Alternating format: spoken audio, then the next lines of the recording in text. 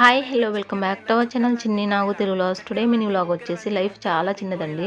అందులో మంచి ఉంటుంది, చెడు ఉంటుంది, కష్టం ఉంటుంది, సుఖం ఉంటుంది. అన్ని ఈక్వల్గా చూసుకుంటూ జీవితాన్ని అయితే లీడ్ చేయాలి.